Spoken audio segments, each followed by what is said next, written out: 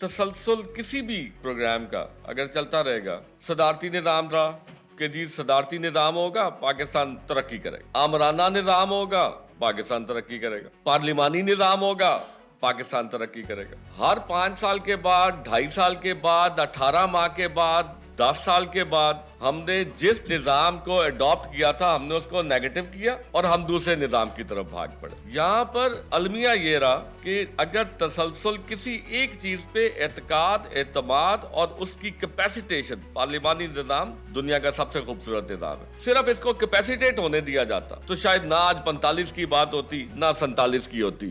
مجھ پہ تنقید کیجئے لیکن مثبت تنقید کیجئے، میری رہنمائی کریں، آپ مستقبل ہیں، آپ نے سنبھالنا ہے آگے جا کے، آپ کے ہاتھ میں باغ دوڑ ہوگی۔ اگر مایوسی ہم لوگوں نے، میری جنریشن نے دے دی تو تم لوگ روشنی کے لیے کوشش کر لو، ساتھ دے دو، ہماری غلطیاں ہوئی ہوں گی ہماری تصحیح کر دو، ہمارے بازو بن جاؤ، ہمارا فیوچر ہو، تم بھی چلے جاؤ گے تو باقی کیا رہ جائے گا پیچھے۔ اس فرسودہ نظام کو جتنے ہمارے ایکسپیٹریٹس ہیں باہر بیٹھے ہیں وہ سارے کے سارے وہاں بیٹھ کر ڈالر، پاؤنڈ، ین، سٹرلنگ، ریال، دینار میں بیٹھ کے پاکستان سدھارنے پہ لگے ہوئے۔ ایسے سدھرے گا؟ میں یہاں پہ بیٹھ کے شالامار باغ کا پھول کھلا رہا ہوں، کھلے گا؟ کبھی بھی نہیں کھلے گا۔